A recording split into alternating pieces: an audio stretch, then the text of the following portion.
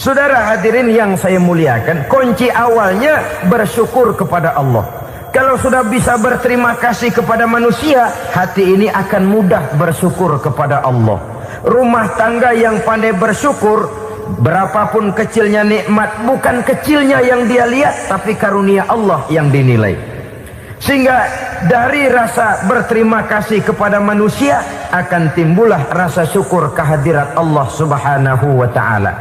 Itu yang sering diistilahkan orang, kalau dia punya mobil, dia berkata alhamdulillah kita punya mobil, tetangga kita cuman punya motor. Kalau dia punya motor, syukur kita punya motor, tetangga kita cuman punya sepeda, kemana-mana kekejek melulu. Kalau dia punya sepeda, alhamdulillah punya sepeda, tetangga kita sebelah nggak punya apa-apa, kemana jalan kaki saja. Kalau dia jalan kaki, alhamdulillah kita masih bisa jalan. Tetangga kita sebelah lumpuh bertahun-tahun nggak kemana-mana. Kalau dia lumpuh, alhamdulillah kita masih hidup. Tetangga kita kemarin mati nggak balik lagi.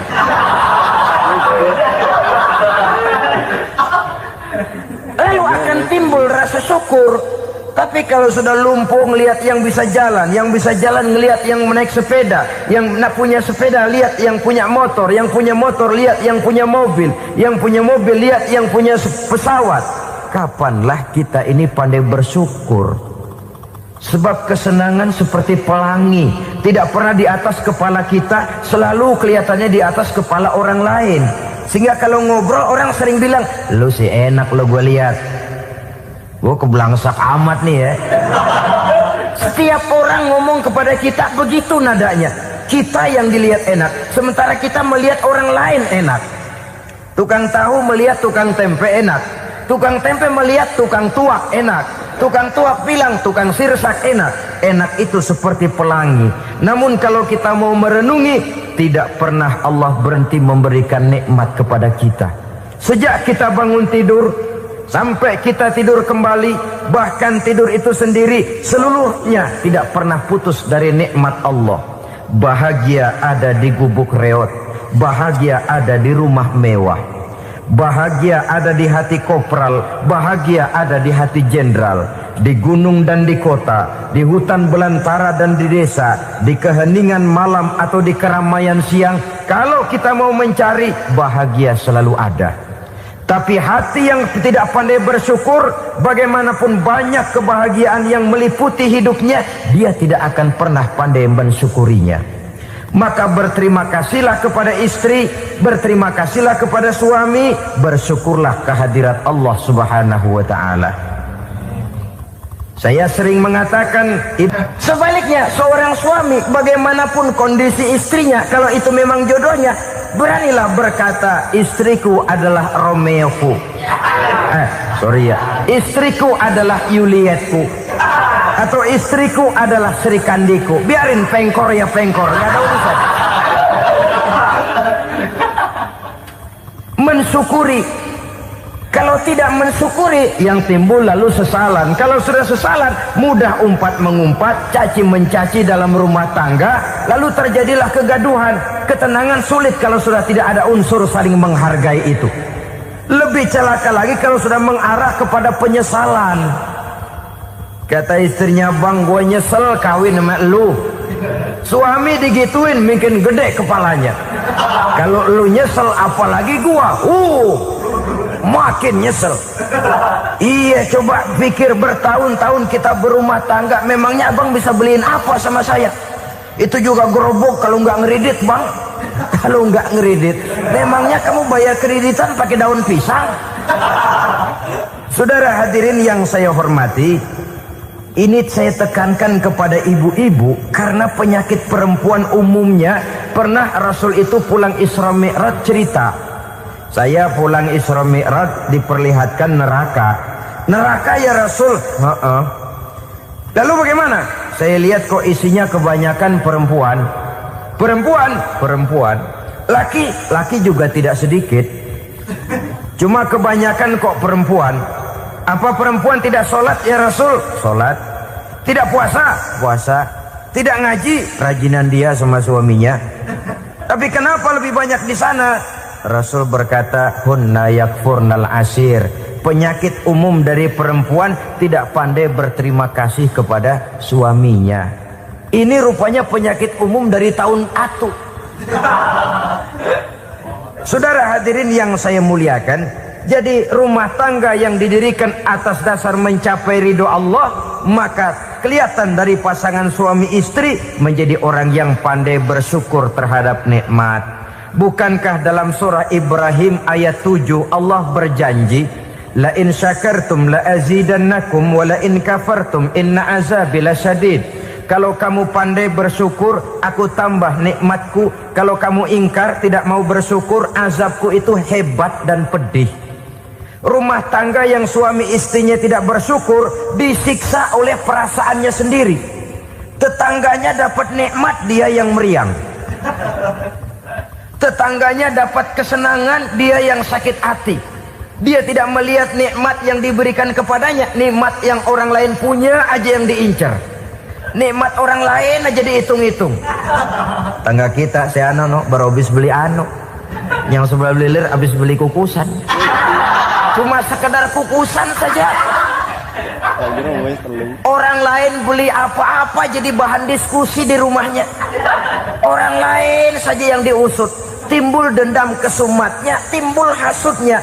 Dia tidak bersyukur dengan nikmat yang ada dalam rumah tangganya. Isi rumah tangga semacam itu disiksa oleh perasaan hasutnya sendiri. Jauh dari kebahagiaan, kering hatinya, miskin jiwanya, merana batinnya. Kalau sudah ke sana, jauhlah rumah tangga dari pantulan sinar kebahagiaan. Saudara-saudara, kita lihat rumah tangga Rasul. Dari rumah yang kecil, dari tempat tidur yang sarapnya kain kasar, separuh jadi selimut lagi, keluar ucapan baiti jannati. Kenapa? Beliau orang yang pandai bersyukur kepada Allah, bisa berterima kasih kepada istri-istrinya, dan istrinya pun pandai berterima kasih kepada Rasul dan bersyukur kehadirat Allah Subhanahu wa ta'ala. Maka nikmat lalu bertambah. Makin kita syukuri nikmat, makin tambah itu. La azidannakum, janji Allah, pasti aku tambah nikmatku kepadamu jikalau kamu pandai mensyukurinya. Tapi kalau kamu ingkar, tidak pandai bersyukur, awas, nikmat bisa berubah menjadi azab kalau kita tidak pandai-pandai mensyukurinya.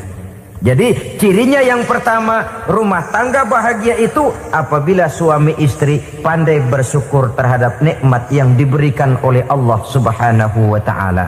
Satu. Cirinya yang kedua, rumah tangga yang berdasarkan untuk mardotillah, mencapai keredoan Allah, sabar apabila mendapat cobaan. Namanya orang berumah tangga itu persis berlayar di lautan. Suami istri adalah dua orang yang memegang kemudi. Kalau berlayar ombak tenang, angin bertiup sepoi-sepoi basah, lalu bila malam datang bulan bersinar, bintang gemintang gemerlapan, berlayar memang nikmat. Tapi satu saat angin puting beliung bertiup, gelombang menggunung, halilintar menyambar, kemudian petir berkilat. Kalau pada saat itu suami mau ngalor, istri mau ngidul, alamat perahu patah di tengah jalan, kandas di lautan sebelum sampai ke pantai yang akan ditujunya. Oleh karenanya perlu kekompakan. Maka sejak awal seharusnya dalam akan membina rumah tangga yang bahagia, itu lebih baik bicara yang pahit-pahit saja, supaya terjadi kesamaan langkah apabila menghadapi kesulitan dan cobaan. Sabar apabila mendapat cobaan. Rumah tangga seperti kapal di lautan tadi tidak akan sunyi dari hantaman gelombang, tidak akan sepi dari tiupan angin topan, dari kilatan petir, dari sambaran halilintar. Baik suami, baik istri harus sabar menghadapi kesulitan. Kadang kesulitan dari segi ekonomi, kadang kesulitan dari segi mengarahkan dan mendidik anak-anak, kadang kesulitan karena banyak orang yang hasut dengan kita, Kadang kesulitan berbagai macamlah yang menyebabkan kesulitan. Rumah tangga yang bertujuan mencapai ridho Allah sabar menghadapi segala macam kesulitan. Saudara-saudara kaum muslimin rahimakumullah, kesulitan adalah bagian daripada perjalanan hidup. Siapa orangnya yang tidak pernah menemukan kesulitan dalam kehidupan? Rasanya hampir tidak ada. Dan memang kesulitan bukan untuk ditakuti. Kesulitan justru untuk diatasi, dicarikan jalan keluarnya. Begitulah suami istri yang bertujuan mencari ridho Allah. Manakala suami berada dalam kesulitan, istri mencarikan jalan keluar atau berusaha memberikan jalan keluar.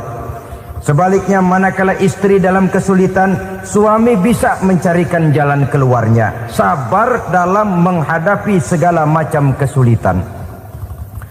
Dalam surah Luqman ayat 17, Allah Subhanahu wa taala berfirman, "Wasbir 'ala ma asabak, inna dzalika min azmil umur." Dan bersabarlah terhadap apapun yang menimpa kamu. Bersabarlah terhadap segala kesulitan yang kamu hadapi, karena sesungguhnya yang demikian itu merupakan sebagian dari perkara-perkara yang telah ditetapkan oleh Allah Subhanahu wa taala. Saudara-saudara kaum muslimin yang berbahagia, kunci sabar sesungguhnya terletak pada keyakinan bahwa segala sesuatu berasal dari Allah dan segalanya akan kembali kepada Allah Subhanahu wa taala. Rumah tangga yang sabar di dalam menghadapi kesulitan-kesulitan biasanya akan lebih mudah mencari jalan keluar. Tapi kalau sedikit kesulitan datang, kita tertimpa oleh kepanikan, oleh kegelisahan, dan oleh ketakutan yang tidak beralasan, maka kesulitan itu bukan saja tidak dapat diatasi, malah rasanya akan menjadi semakin besar di dalam kehidupan kita. Tidak ada rumah tangga yang tidak pernah berhadapan dengan kesulitan, bagaimanapun besarnya rumah tangga itu. Itulah sebabnya kita memerlukan orang lain. Hidup berumah tangga itu seperti orang punya mata. Kalau mata kita kelilipan, kalau mata orang lain kelilipan, gampang kita tiup. Tapi kalau mata kita sendiri yang kena kelilipan, tentu kita memerlukan orang lain untuk meniupnya. Oleh karenanya, suami istri harus saling mencarikan jalan keluarnya. Walaupun kerjanya berbeda, suaminya pergi mencari nafkah, istrinya berdoa di rumah. Kalau perlu melakukan sholat duha, mendoakan agar usaha suaminya dimudahkan, dan begitu selanjutnya. Sehingga dengan adanya kebersamaan, walaupun tidak selalu bersama-sama, maka masing-masing melaksanakan tugas dengan tenang dan merasa yang satu berbuat untuk kepentingan yang lain. Inilah cirinya yang kedua, sabar bila mendapat dan berhadapan dengan segala macam kesulitan. Kadang orang mendapat kesulitan itu berkeluh kesah. Bukan berkeluh kesah, tapi mencari jalan keluar dan mengambil hikmah yang ada di dalamnya apa. Karena bukan kemudahan, kesulitan yang membuat orang dewasa. Bukan kemudahan, tapi kesulitan yang membuat orang berpikir dinamis, kreatif. Kalau seluruh jalan yang kita tempuh mudah saja, gampang saja, rasanya monoton kita ini. Kehilangan dinamika dalam perjuangan. Kesulitan yang membuat orang matang, kesulitan yang menempa kepribadian untuk lebih dewasa menghadapi bahtera kehidupan, membuat pandangan makin arif, wawasan makin luas, dan analisa semakin tajam. Sama saja dalam hidup. Sesungguhnya pujian sering menjadi racun, dan caci maki kalau kita tanggapi secara positif sering membuat kita makin dewasa. Jarang orang berpikir kalau dipuji, tapi baru dia merenung dan mencari diri setelah dicaci maki dan dikritik habis-habisan. Walaupun watak umum manusia senang dipuji, marah kalau dicaci maki. Biasanya kalau ketemu cewek cakep kita bilang, "Kamu cakep deh." Dia paling bilang, "Ah, abang bisa aja." Walaupun dia bilang, "Ah, abang bisa aja," hidungnya mah tetap mekar. Senang kalau dipuji, itu kecenderungan manusia. Marah kalau dicaci maki, marah kalau dikritik. Tapi sesungguhnya pujian sering jadi racun, caci maki sering jadi obat. Orang takut minum obat karena pahitnya, padahal efeknya itu akan lebih memberikan kesehatan kepadanya. Orang takut menghadapi kritik, orang takut dan tidak ingin dicaci maki, padahal itulah yang sesungguhnya menjadi cambuk kalau tidak dia salah tanggap, menjadi sugesti yang mendorong dia lebih maju lagi. Karena memang bukan pujian, tapi caci maki dan kritik yang membuat kita makin berpikir tajam. Jadi rumah tangga yang berhadapan dengan kesulitan demi kesulitan, biasanya kalau ditanggapi dengan sabar akan makin mengokohkan fondasi rumah tangga itu sendiri. Tapi kalau kesulitan dihadapi dengan tidak sabar, lalu mencari jalan pintas, kesulitan ekonomi, kebetulan istrinya cakep, istrinya disuruh ngojek. Dah lo ngojek aja deh, gua nungguin setoran dah. Suami tapak di rumah. Saudara hadirin yang saya muliakan, buat sepintas memang mendatangkan materi itu, mengatasi kesulitan ekonomi, tapi apakah bahagia? Walaupun rumah bisa jadi besar, perabotan bisa serba lebih lengkap dan ada, tapi apakah semuanya mendatangkan bahagia? Sementara suami kehilangan rasa cemburunya, dan dalam agama itu disebut dayus. Dayus, suami yang tidak punya rasa cemburu kepada istrinya. Dan orang dayus kayak begitu haram mendapat bau sorga.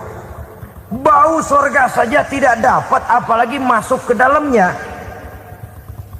Ya tapi juga jangan lantas mentang-mentang harus cemburu sama istri, overacting. Suaminya nawar sayuran, laki pulang ngomel, lu pacaran ya sama tukang sayur. Itu juga over, saudara-saudara. Kesulitan ekonomi diatasi dengan sabar. Sabar dalam arti berusaha dengan tidak mengambil jalan pintas, berusaha tetap berada di jalan yang diridhoi oleh Allah. Ini yang jadi problema ini rumah tangga sekarang ini, kesulitan ekonomi, di mana lapangan kerja sulit, di mana persaingan hidup tajam, sedangkan kita hidup ingin seperti orang lain. Kita mudah gelap mata, mudah picik pandangan, mudah sulit pertimbangan, lalu mengambil jalan pintas. Kadang menjual akidah, menjual keimanan. Kebetulan penderingan kering, ada yang nawarin beras 3 liter sama Supermi 2 bungkus. Hari Minggu diajak ke gereja mau. Itu iman kena beras 3 liter telap. Kesulitan ekonomi, saudara-saudara, sehingga Imam Ali pernah berkata, kadal fakru ayyakuna kufron.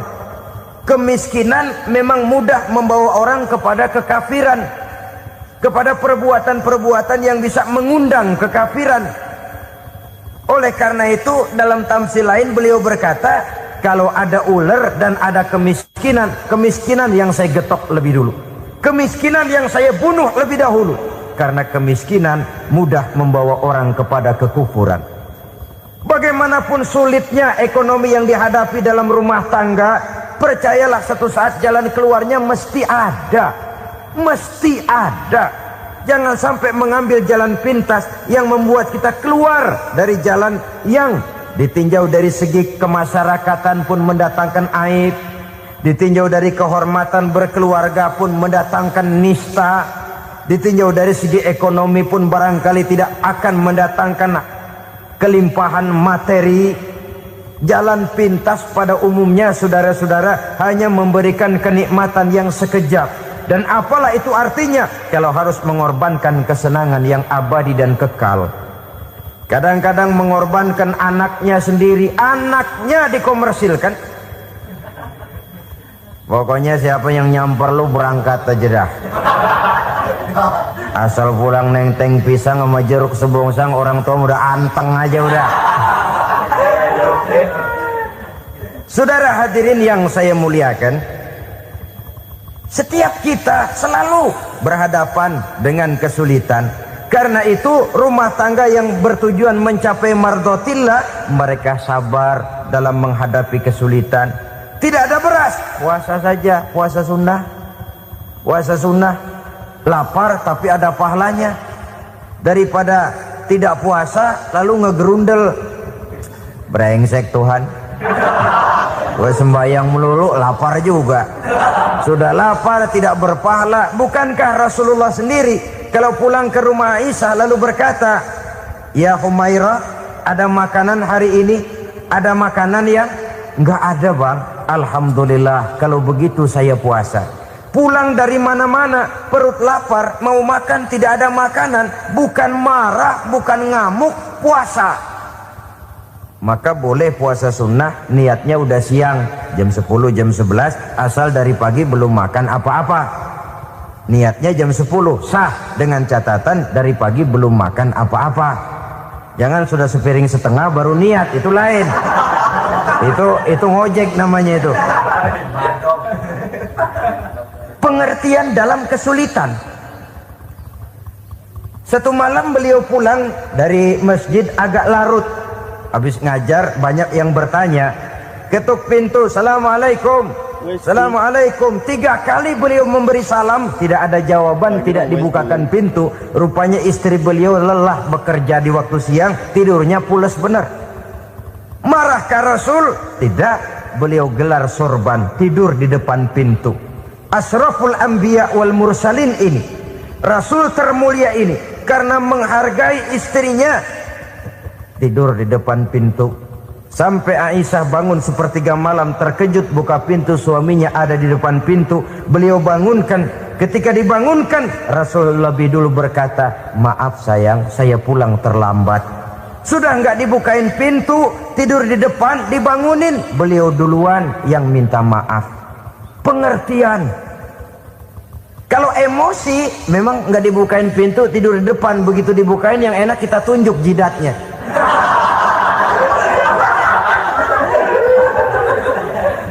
Saudara hadirin yang saya muliakan, kesulitan di dalam kehidupan merupakan bagian daripada kehidupan. Bukan untuk ditakuti, tapi untuk diatasi. Bukan untuk dihindarkan, tapi dicarikan jalan keluarnya. Hadapilah kesulitan dengan baik sangka kepada Allah, dengan lapang dada, dan dengan tetap bersabar menghadapinya. Kenapa? Karena tujuan kita mendirikan rumah tangga, mencapai ridho Allah. Kalau anak kita perjualbelikan, kalau istri kita komersilkan, kalau akidah kita jual untuk mempertahankan rumah tangga, bukankah makin jauh saja rumah tangga itu dari ridho Allah? Ini tujuan utamanya. Yang ketiga, rumah tangga yang bertujuan mardotillah itu, suami istri yang merupakan fondasi di rumah tangga, suami sebagai pemimpin, istri sebagai pembina, selalu musyawarah dalam menyelesaikan persoalan. Walaupun istri ditakdirkan sebagai pemimpin dan suami sebagai pemimpin dan istri yang dipimpin, tapi agama menganjurkan musyawarah. Jangan mentang-mentang istri nyari duit, suami nyari duit, lalu menteleng. Segalanya mau diktator, segalanya mau sendiri. Rumah tangga yang bertujuan mencapai ridho Allah selalu didirikan atas dasar musyawarah. Sehingga apabila sesuatu itu dihasilkan dari suasana musyawarah, tidak akan melahirkan penyesalan di belakang hari. Kalau tidak, berjalan menurut seleranya masing-masing, belakangan timbul penyesalan, akhirnya main salah menyalahkan. Kalau sudah saling salah menyalahkan, itu artinya sudah saling mengungkit kekurangan masing-masing. Akibatnya tidak ada lagi saling menghargai. Jadi dengan demikian musyawarah di dalam menyelesaikan persoalan. Menghadapi kesulitan ekonomi, musyawarah. Menghadapi kenakalan anak, musyawarah. Akan membeli ini dan itu, sebaiknya juga musyawarah. Kalau merupakan hasil musyawarah, maka saudara-saudara, hasilnya pun akan dihadapi oleh bersama. Enak rasakan bersama, tidak enak rasakan bersama. Kenapa? Tadinya musyawarahnya bersama-sama juga. Lah kalau hasil sendirian, giliran enak mungkin yang satu mau ikut, giliran tidak enak yang satu nuding. Gua kata juga apa? Kan begitu akibatnya kalau tidak berdasarkan musyawarah lebih dahulu. Maka insya Allah hasil musyawarah ini setidaknya tidak akan mendatangkan sesalan di belakang hari nantinya. Saudara-saudara kaum muslimin rahimakumullah, ciri yang keempat, sepasang suami istri yang bertujuan mencapai ridho Allah dalam upaya mencapai rumah tangga bahagia itu tawakal apabila mempunyai rencana. Tawakal berserah diri kepada Allah.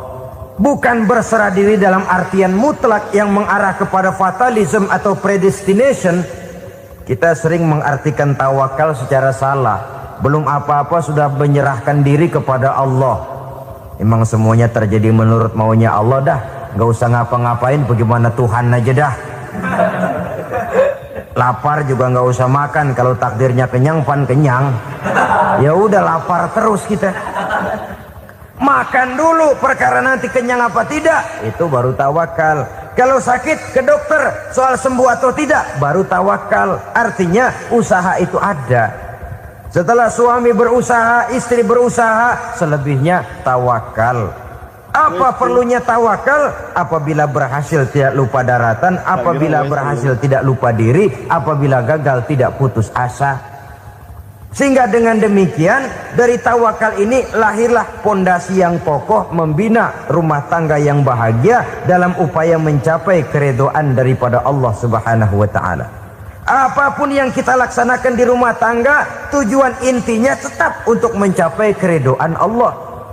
Beli kendaraan untuk mencapai ridho Allah, lalu dipakai ngaji, dipakai ke masjid dan sebagainya. Beli peralatan rumah tangga untuk mencapai ridho Allah. Mendidik anak untuk mencapai ridho Allah. Membantu keluarga untuk mencapai ridho Allah. Dan begitu selanjutnya. Tawakal apabila mempunyai rencana.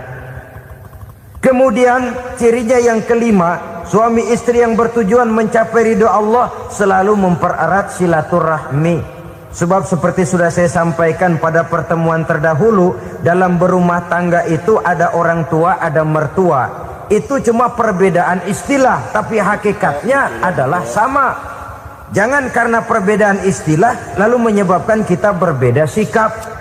Kalau sudah berbeda sikap, tentu akan melahirkan perasaan yang tidak simpatik.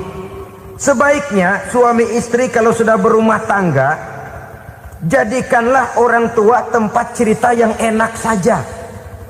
Yang tidak enak telan berdua, yang pahit rasakan berdua, kesusahan dan kesulitan atasi berdua. Giliran enak ngomong sama orang tua, giliran senang cerita sama mertua. Sekarang kan kita balik, kalau lagi senang duitnya banyak, anteng di rumah, kalem aja. Tapi lalu waktu susah, waktu susah, cerita kepada orang tuanya, cerita kepada mertuanya. Lalu kapan kita mau menyenangkan orang tua? Sudahlah mereka susah mendidik kita di waktu kecil, membesarkan kita, melakukan segala macam pengorbanan. Demi setelah kita berumah tangga, kesulitan rumah tangga kita tumpahkan juga kepada mereka. Pererat silaturahmi dan usahakan agar seluruh keluarga hanya menjadi tempat kita cerita yang enak-enak saja.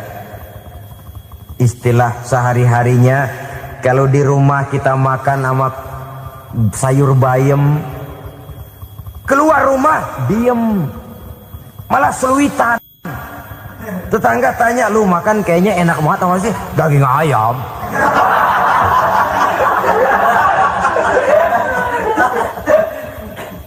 Lalu tetangga akan berbisik, itu makannya tuh orang enak bener ya, rumah tangganya tiap hari makan sama daging ayam. Biarlah paling kurang itu jadi doa, daripada kita makan sama kangkung lalu ribut ngomel di mana-mana.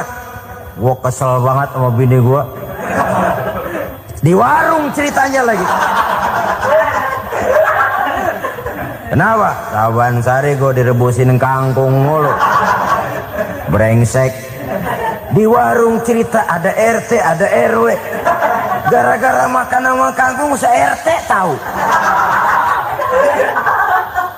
Akhirnya mungkin kalau kita berangkat orang hitung dari jauh, lihat kangkung liwat.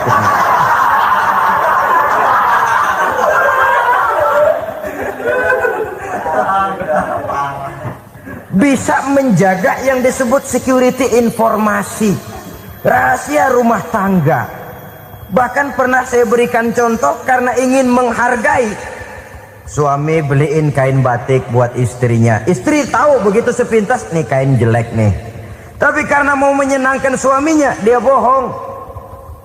Bagaimana bu, kain yang bapak beliin? Aduh bagus bener pak. Bagus sekali itu kain.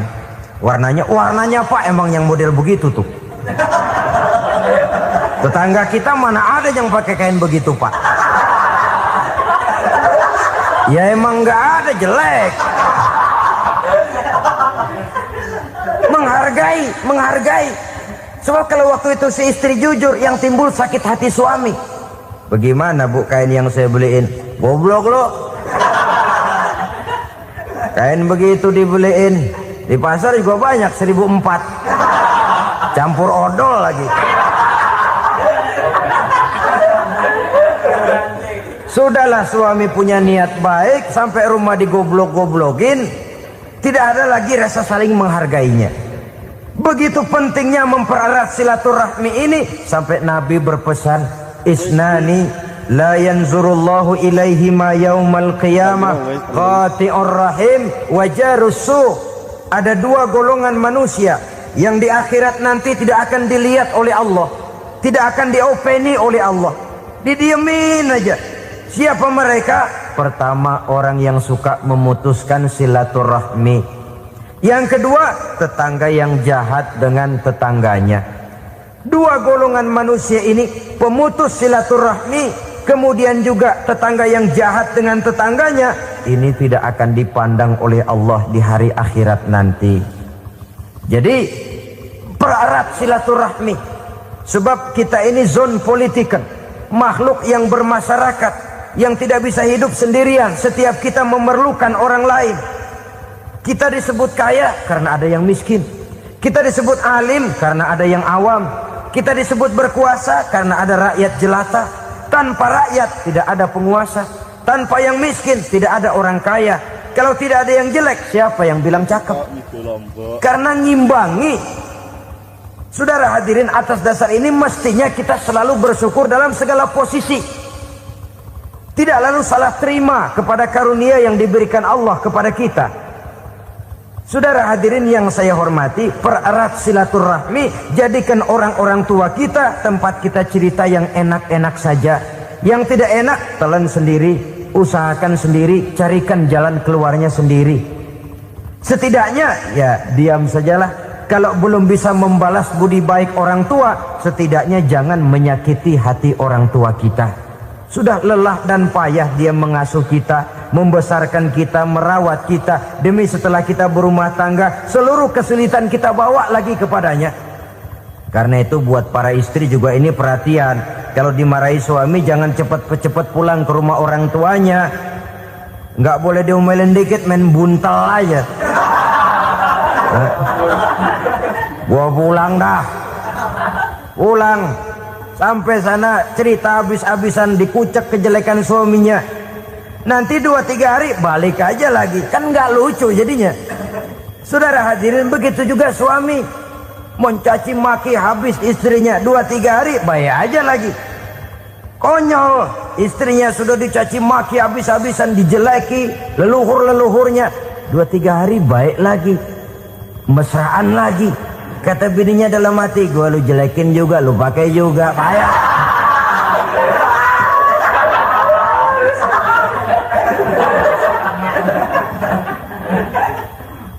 Saudara hadirin yang saya muliakan, itulah sebabnya pada awal tadi saya katakan perlunya kita mempunyai timbangan baik sebagai suami maupun sebagai istri. Nah, dari mempererat silaturahmi ini akan terjalin rasa kekeluargaan. Maka tradisi arisan keluarga itu bagus sesungguhnya untuk mempererat silaturahmi. Cuma celakanya bukan silaturahmi yang jadi tujuan, arisannya itu yang jadi tujuan. Akibatnya apa? Kalau belum narik mah semangat banget datang dah. Begitu udah narik aja udahan. Itu celakanya. Akhirnya silaturahminya jadi nomor 2, arisan semata-mata yang menjadi tujuan. Sesungguhnya itu bagus untuk mempererat silaturahmi. Karena kalau kita dengan kita sesama saudara sudah tidak saling mau mengenal, bagaimana dengan anak-anak kita, bagaimana dengan cucu-cucu kita, 2-3 generasi yang akan datang, tentu akan lebih saling tidak mengenal lagi. Baiklah ya, yang keenam, suami istri yang bertujuan untuk mencapai keridhaan Allah itu selalu berusaha tolong menolong di dalam kebajikan. Sebab Allah pesankan itu di dalam Al-Maidah ayat 6, wa ta'awanu 'alal birri wat taqwa wa la ta'awanu 'alal itsmi wal 'udwan. Bertolong-tolonganlah kamu di dalam kebaikan, di dalam bertakwa kepada Allah.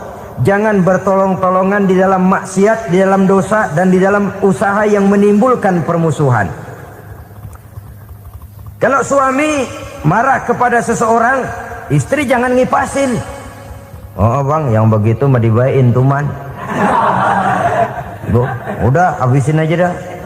Anak-anaknya marahin sekalian. Ngipasin. Istri kesel sama tetangganya, suami ngipasin.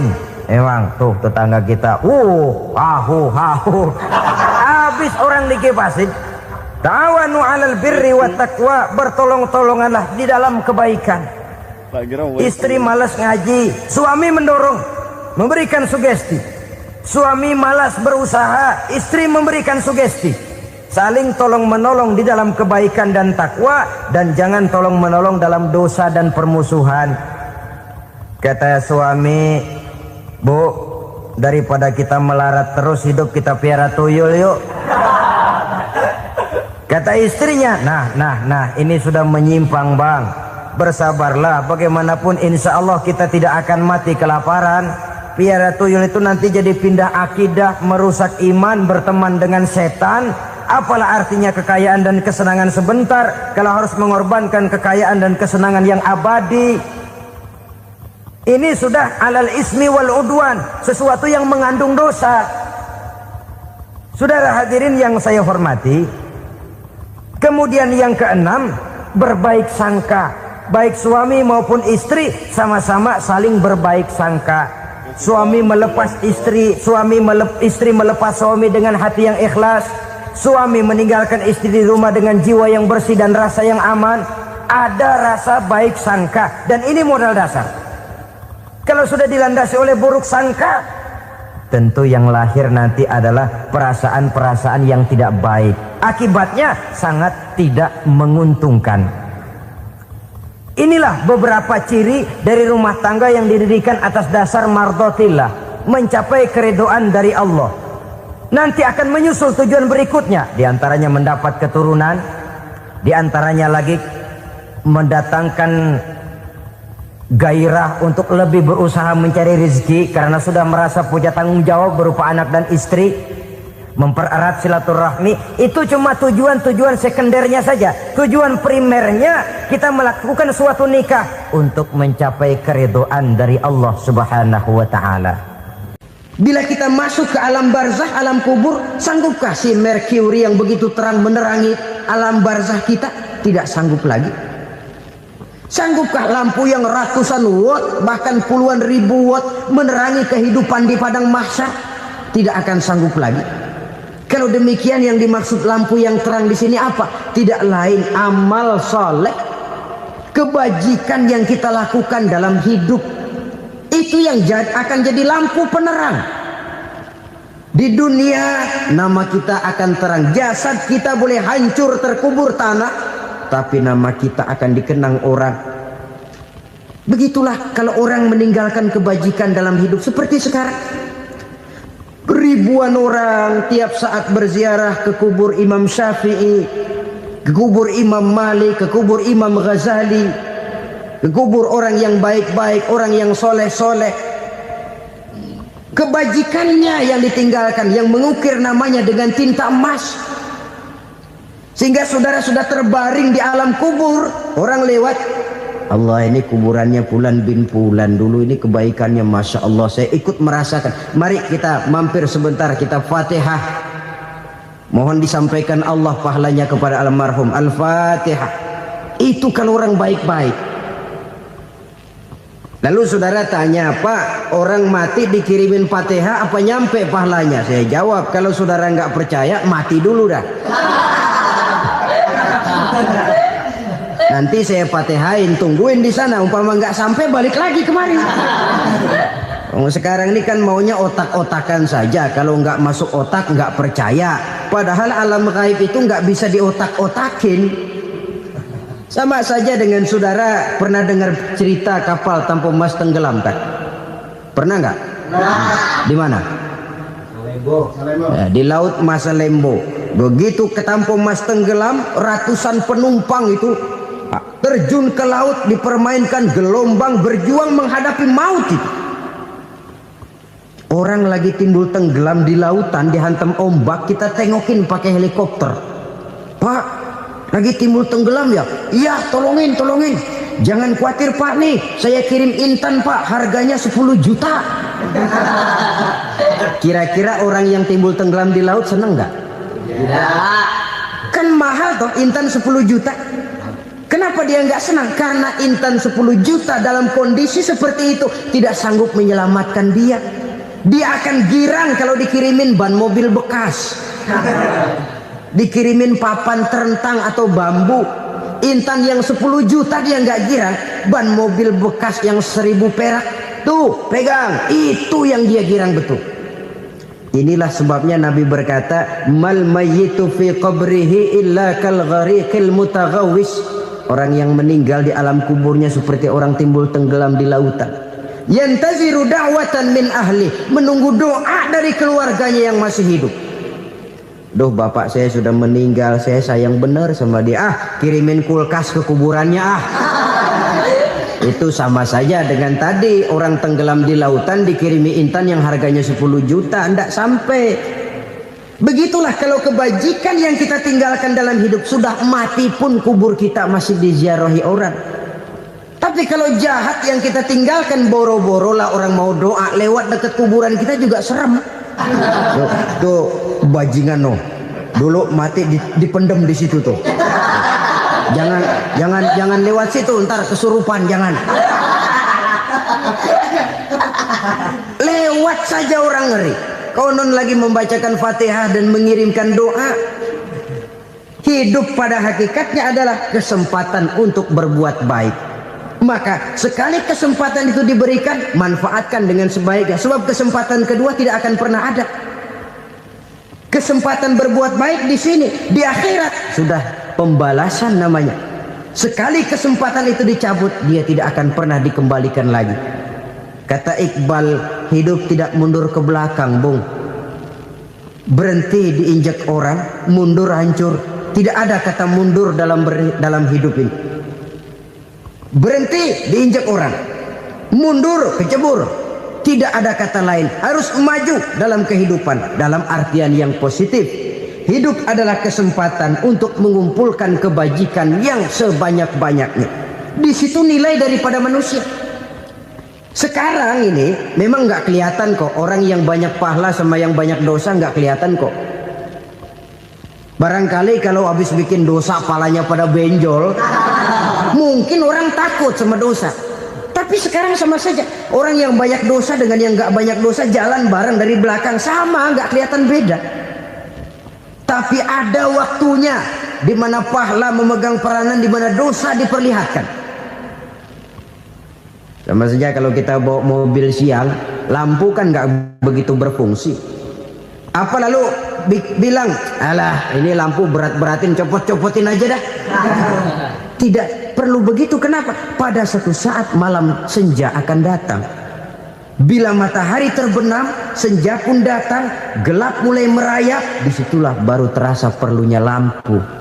Pahala begitu. Sekarang orang yang nggak ada pahalanya nggak kelihatan dalam kehidupan. Tapi pada suatu saat senja kehidupan akan datang.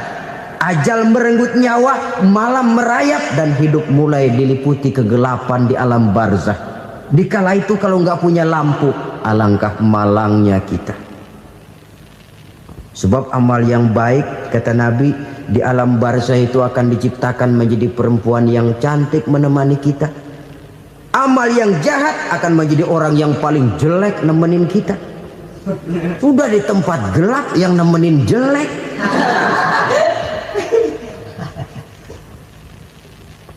Kaum muslimin rahimakumullah.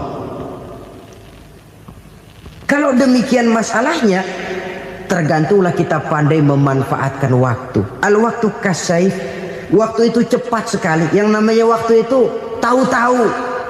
Tahu-tahu udah tahun 87. Tahu-tahu udah begitu. Tahu-tahu yang kemarin anak-anak, sekarang udah pada punya anak. Tahu-tahu saja itu. Begitu cepat waktu berlalu. Kalau tidaklah pandai kita memanfaatkannya, akan rugi kita.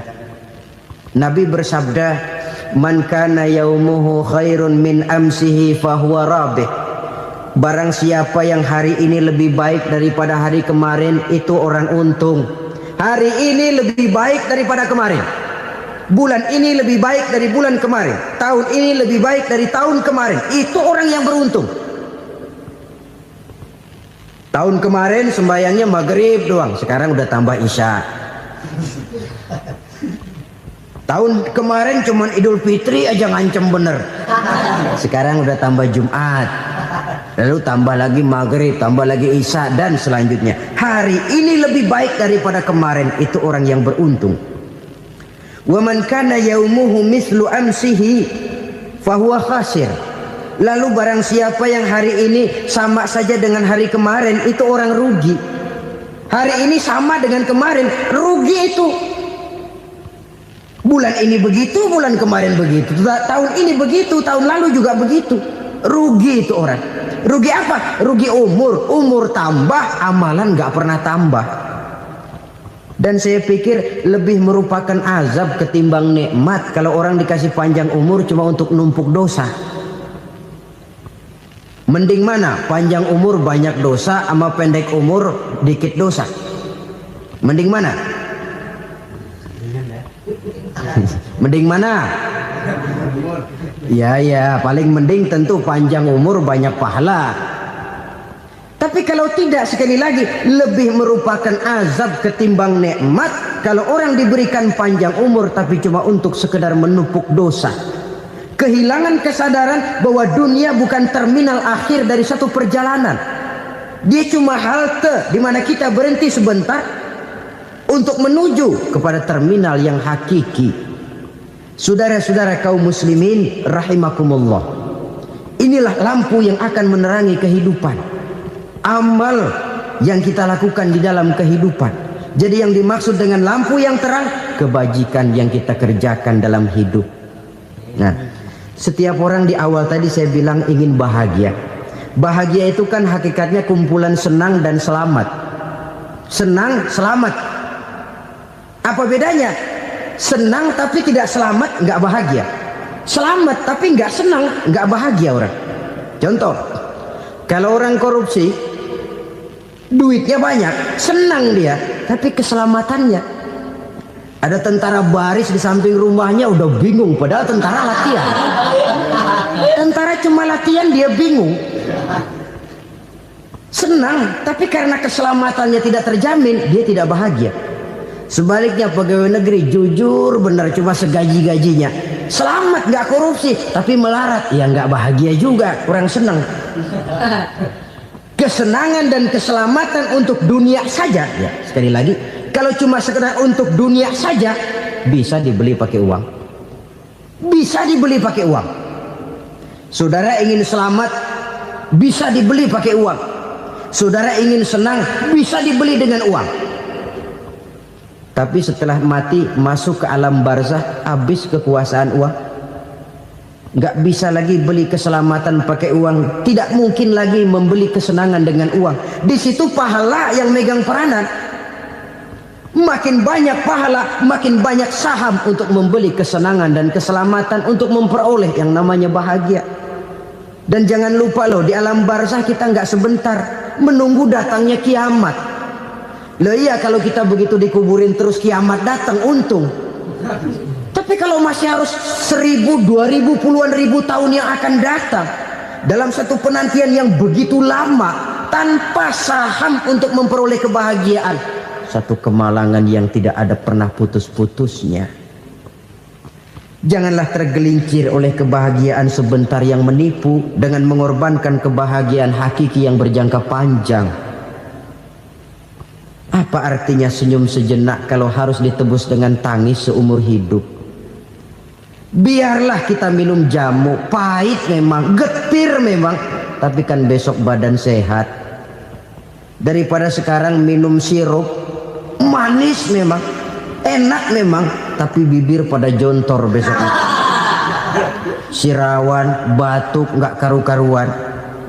Banyak orang tertipu oleh kesenangan yang sebentar, padahal laisa kullu ma yalma'u zahaban. Belum tentu semua yang berkilat itu emas, belum tentu semua yang gemerlap itu intan.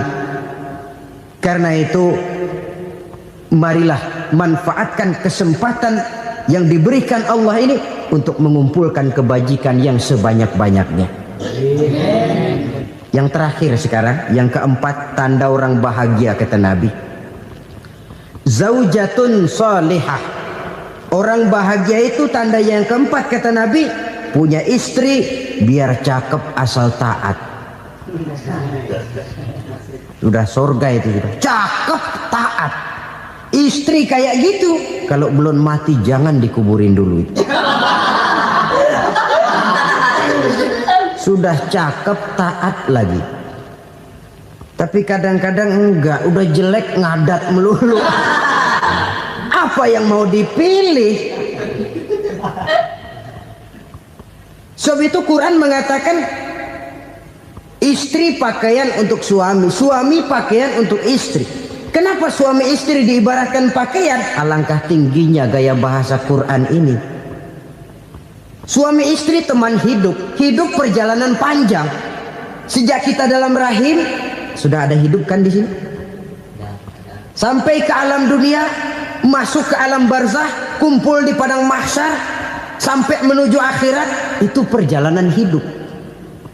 Carilah istri atau suami teman hidup yang membawa manfaat tidak hanya kehidupan di dunia ini, sampai di alam barzah, sampai di padang mahsyar. Suaminya mungkin meninggal lebih dulu, atau istrinya mungkin meninggal lebih dulu, tapi suami atau istri yang masih hidup berbuat kebajikan. Suami saya meninggal, ada hartanya, saya sedekahkan, niat pahala untuk almarhum suami saya. Ini teman hidup, tidak dibatasi dan tidak bisa dipisahkan oleh maut sekalipun. Zohirnya mungkin pisah, badannya mungkin pisah, tapi hatinya, jiwanya, kebersamaannya dalam menghadapi kehidupan. Karena itu, saudara-saudara, bahasa Quran indah. Suami istri diibaratkan seperti pakaian. Apa fungsi pakaian? Pertama, pakaian jadi kebanggaan. Artinya suami harus menjadi kebanggaan istri, istri harus jadi kebanggaan suami. Yang kedua, pakaian itu kan fungsinya menutup aurat. Artinya sesama suami istri harus saling menjaga kekurangan masing-masing. Jangan malah sesama suami istri saling membongkar rahasia dan aibnya sendiri-sendiri. Istrinya diceritain jeleknya di mana-mana, atau suaminya dibongkar rahasianya di pasar umum. Itu sudah tidak lagi berfungsi sebagai pakaian. Kenapa semua ini diperlukan? Karena kita menyadari bangsa yang baik terdiri dari masyarakat yang baik. Masyarakat yang baik merupakan susunan dari warga yang baik.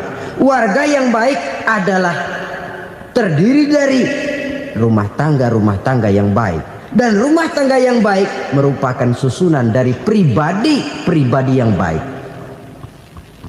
Dari situ langkah dimulai. Membangun satu bangsa yang baik diawali dengan membangun rumah tangga yang baik, dengan menciptakan pribadi-pribadi yang baik.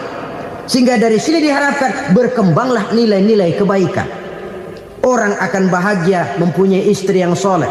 Kenapa? Tidak ada seorang suami bisa sukses jadi apapun dia, apapun profesinya, dokter kah, kiai kah, mubalik kah, petani kah, pengusaha kah, pejabat tinggi kah. Tidak ada seorang suami yang bisa sukses tanpa peran serta istrinya. Walaupun memang peranan itu tidak begitu kelihatan, tapi sangat menentukan. Karena itu, saudara hadirin yang saya hormati, Islam sangat menghargai kaum wanita, memberikan kedudukan yang tinggi sepanjang tidak mematikan kodrat kewanitaannya.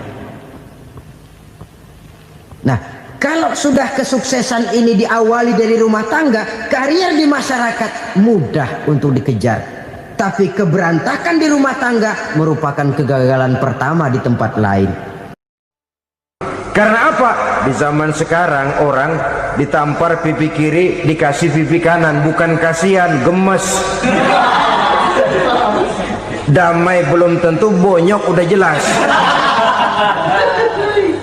Lalu ketika dibacakan konsep perdamaian menurut Quran, di mana disampaikan ayat wa jazaa'u sayyi'atin sayyi'atun misluha faman afa wa aslaha fa ajruhu 'ala Allah.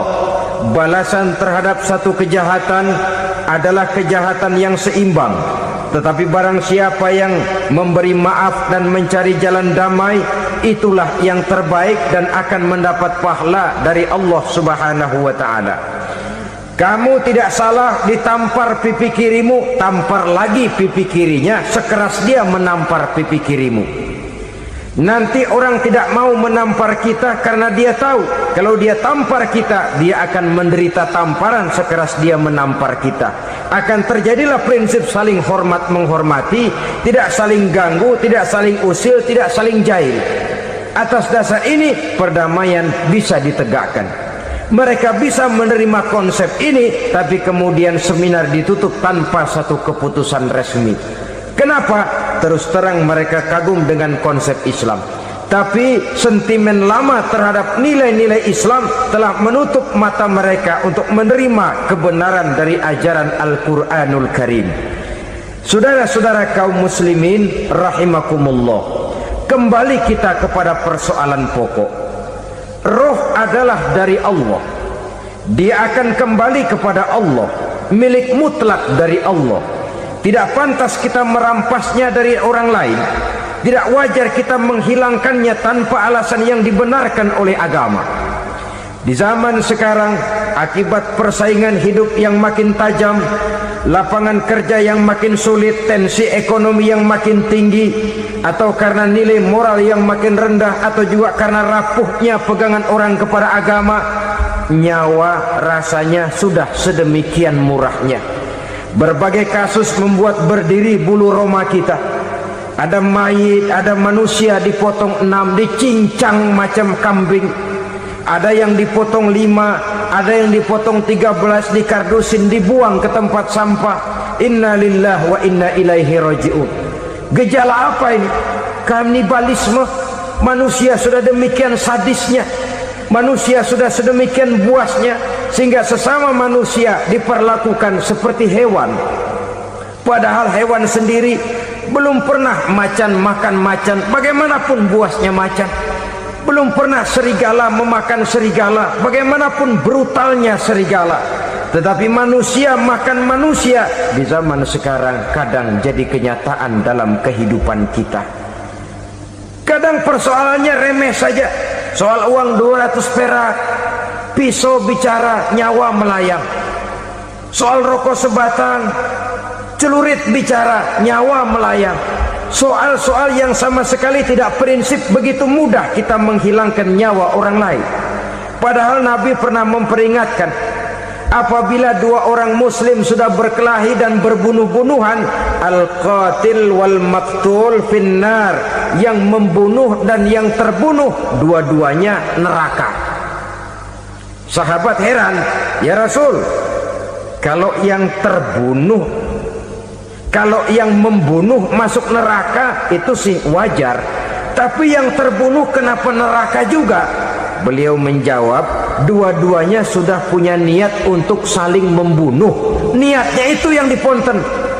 Yang terbunuh cuman lagi apes aja keduluan dia. Umpama tidak terbunuh, pasti dia yang akan membunuh. Oleh karenanya al-qatil wal maktul, yang membunuh dan yang dibunuh finnar, dua-duanya masuk ke dalam neraka. Islam menghormati kehidupan, tidak hanya terbatas kepada sesama muslim, orang-orang yang berlainan agama pun yang mau hidup berukun, damai, berdampingan dengan umat Islam, jiwa mereka, darah mereka dilindungi oleh nilai-nilai Islam yang disebut dengan kafir zimmi ini. Mengganggu mereka sama saja dengan mengganggu aku, kata Nabi. Jadi oleh karena itu, sayangilah sesama. Kehidupan adalah anugerah Allah, bukan wewenang kita untuk mencabutnya dari orang lain, bukan wewenang kita untuk merampas dan menghilangkannya dari orang lain. Apa yang tidak enak terjadi pada diri kita, begitu pula lah apabila terjadi pada diri orang lain. Sehingga Nabi mengatakan, la yu'minu ahadukum hatta yuhibba li akhihi ma yuhibbu li nafsihi. Belum dikatakan beriman seseorang kamu apabila dia belum mencintai saudaranya seperti ia mencintai dirinya sendiri. Apa yang enak dirasakan oleh orang lain, enak juga dirasakan oleh dia. Mengukur orang lain dengan diri sendiri. Kalau orang lain tanpa salah saya fitnah, kalau saya tanpa salah difitnah orang, enak apa enggak? Enggak, orang lain juga begitu. Kalau orang lain tanpa salah saya tempeleng kepalanya, enak apa tidak? Tidak. Orang lain juga begitu. Yang tidak enak terjadi pada diri kita, tentu tidak enak juga kalau terjadi pada orang lain. Mengukur orang lain dengan diri sendiri, sehingga tidak timbul sifat egois, tidak menari di atas bangkai orang lain, tidak mendirikan kebahagiaan di atas untayan air mata orang lain. Sehingga dengan demikian saudara-saudara, dia bisa menghormati kehidupan, menghormati orang lain sebagaimana dia ingin dihormati. Untuk menghancurkan nilai-nilai iman, dibanjiri kita dengan paham-paham yang merusak dan mendangkalkan akidah. Baik ia bernama materialisme, baik ia bernama sekularisme, baik ia bernama banjirnya maksiat dan munkarat, baik ia bernama banjirnya peradaban dan kebudayaan yang menghancurkan moral daripada anak-anak kita, sedikit demi sedikit melenturkan dan melunturkan nilai-nilai keimanan kita, untuk kemudian pada waktunya nilai iman itu akan bertukar dan berganti menjadi nilai syirik kepada Allah Subhanahu wa ta'ala. Atau pada sisi lain, menjadikan yang selain Allah sebagai tujuan akhir daripada kehidupan kita. Sedangkan kita sama-sama maklum bahwa di dalam pandangan agama Islam, dosa yang tidak berampun, dosa yang terbesar, termasuk dalam kategori bapak moyangnya dosa, tidak lain adalah syirik, yakni menyekutukan Allah Subhanahu wa ta'ala. Pola penghancuran iman ini memang berstrategi. Ditawarkan kita kepada paham materialisme, paham kebendaan, di mana otak menempati urutan sebagai ranking pertama, Tuhan jatuh pada urutan kedua. Lalu menyusul kepada paham sekularisme, Allah dipisahkan dari seluruh kegiatan hidup ini, untuk pada gilirannya menjadikan yang selain Allah sebagai tujuan akhir daripada seluruh kegiatan hidup kita. Oleh karenanya, kewajiban menjaga nilai-nilai iman ini merupakan kewajiban yang mulia tetapi berat, tidak hanya untuk kita, tetapi juga bagaimana mewariskannya kepada anak-anak kita, generasi yang akan datang. Orang-orang tua bijaksana yang diceritakan di dalam Al-Quran, kalau sudah berpikir tentang anak-anaknya, pertanyaan yang paling mereka risaukan ialah, ma ta'buduna min ba'di, anakku, kalau pada satu saat aku, ayahmu sudah tidak ada lagi di dunia ini, meninggalkan kamu semua, ma ta'buduna min ba'di, apa yang akan kamu sembah nak? Jikalau sekarang ayahmu masih mau ke masjid, masih mau melakukan rukuk dan sujud, masih beribadah menyembah Allah Subhanahu wa taala, kalau orang tuamu sudah tidak ada, ma ta'buduna min ba'di, masihkah engkau mau datang ke masjid? Masihkah engkau mau rukuk dan sujud? Masihkah engkau mau menyembah Allah Subhanahu wa taala? Pertanyaan ini yang dipikirkan oleh Nabi Yakub kepada putra-putranya. Pertanyaan ini yang diteruskan oleh Nabi Ibrahim kepada anak-anaknya. Pertanyaan ini yang diwariskan oleh generasi ulama salafus saleh kepada para generasi berikutnya. Bagaimana kita generasi sekarang? Kita orang-orang tua sekarang bukan berfikir ma ta'buduna min ba'di, malah yang kita fikirkan ma ta'kuluna min ba'di. Kalau bapak tidak ada nanti kamu makan apa nak? Perkara kamu nyembah apa, urusan nomor 18. Yang penting kamu nanti hidup bisa makan nak. Maka kita sibuk mewariskan harta kepada anak-anak kita. Kita sibuk mewariskan kebun dan tanah kepada anak-anak kita. Kita sibuk mewariskan pabrik kepada anak-anak kita, sementara kita lupa mewariskan intan yang paling mahal, mewariskan mutiara yang paling berharga, yaitu nilai iman kepada Allah Subhanahu wa taala. Alangkah baiknya apabila warisan harta, warisan tanah dan kebun, warisan rumah dan pabrik didasari lebih dahulu dengan mewariskan nilai iman kepada Allah Subhanahu wa taala. Sebagai orang-orang tua, kita boleh bersedih kalau anak kita tidak mengerti komputer. Kita boleh bersedih kalau anak kita tidak mengerti matematika. Kita boleh bersedih kalau anak kita tidak mengerti bahasa Inggris. Tapi sewajarnya lebih bersedihlah kita orang tua jikalau mempunyai anak yang tidak kenal Allah sebagai Tuhannya, yang kemudian tidak mau rukuk dan sujud kepada Allah Tuhannya. Itulah kemalangan yang paling malang bila kita meninggalkan generasi yang tidak bertauhid kepada Allah Subhanahu wa taala. Betapapun anak kita tidak ngerti komputer, saudara, paling-paling kerugiannya cuma kerugian dunia. Masuk dia ke alam barzakh, munkar nakir tidak akan sempat tanya kau belajar komputer apa tidak. Kumpul dia di padang mahsyar, malaikat juga tidak akan tanya matematikamu nilainya berapa. Yang ditanya kau kenal Allah, kau rukuk dan sujud kepadanya, kau pernah datang ke masjid. Oleh karena itu sekali lagi, menjaga nilai iman tidak hanya untuk kita, tetapi juga mewariskannya kepada anak-anak kita, generasi yang akan datang. Sungguh kemalangan yang paling besar apabila kita meninggalkan anak-anak kita. Mereka kita tinggalkan lemah ekonominya, itu tidak baik.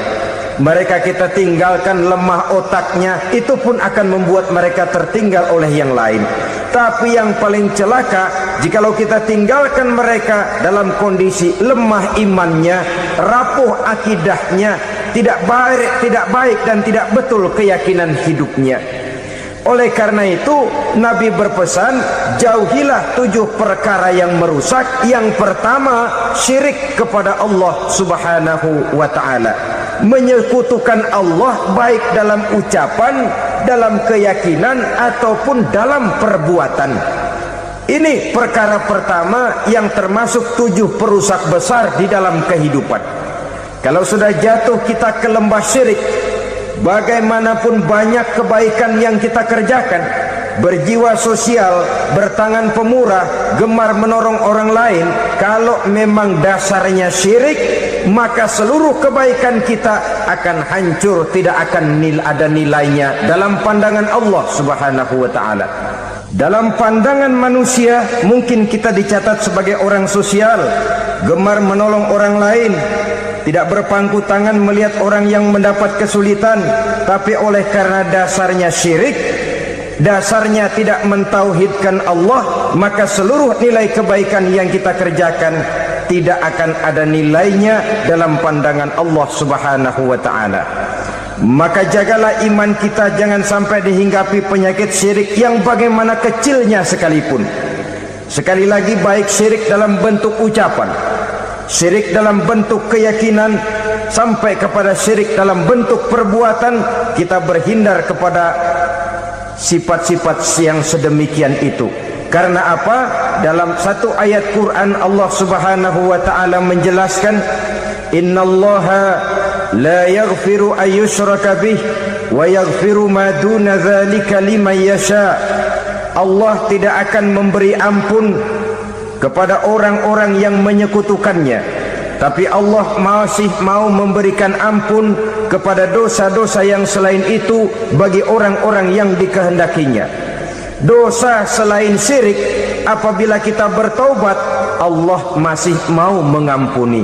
Tapi kalau sudah jatuh ke tempat syirik, itu sudah dosa yang tidak berampun. Taubatnya tidak lain melepas syirik, kembali kepada tauhid, berkeyakinan bahwa hanya ada Allah Subhanahu wa taala, Tuhan satu-satunya yang lam yalid wa lam yulad wa lam yakul lahu kufuwan ahad. Tidak beranak, tidak pula diperanakkan, dan tidak satupun yang dapat menyerupai Tuhan Allah Subhanahu wa taala. Saudara-saudara kaum muslimin rahimakumullah, bahwa kita di zaman sekarang memang tidak menyembah berhala, ya. Bahwa kita tidak berterang-terangan mengatakan Tuhan lebih dari satu, memang. Bahwa kita tidak berkeyakinan Tuhan itu punya anak atau diperanakkan, tentu. Tapi dalam perbuatan dan i'tiqad, kita kadang-kadang jatuh tanpa kita sadari ke tempat yang bernama syirik ini. Oleh karenanya, di zaman di mana teknologi makin canggih, di mana kemajuan pembangunan makin menjangkau berbagai aspek kehidupan, diperlukan keseimbangan antara kemajuan fisik material dengan kemajuan mental spiritual. Apabila tidak ada keseimbangan yang terwujud, tentulah kepincangan yang diawali dengan pincangnya cara kita berpikir, sehingga pada akhirnya akan mengarah kepada pincangnya cara kita berbuat dan bertindak di dalam kehidupan kita. Oleh karena itu Nabi berpesan, jauhilah sifat syirik, karena syirik merupakan dosa yang teramat besar. Ini sifat merusak yang pertama. Yang kedua, kata Nabi, wasihra, jauhilah sihir. Sihir ini juga termasuk perkara yang merusak kehidupan. Kita semua sama-sama maklum bahwa sihir sebenarnya bukan persoalan baru. Sejak sebelum datang Islam, sihir itu sudah ada. Di zaman Yunani kuno, sihir ada. Di zaman Mesir kuno, di zaman Cina kuno, dan yang lain-lain yang serba kuno, sihir itu sudah ada. Bahkan para nabi pun, para rasul yang diutus oleh Allah Subhanahu wa taala, senantiasa berhadapan dengan ahli-ahli sihir untuk menguji kebenaran dari misi yang mereka bawa.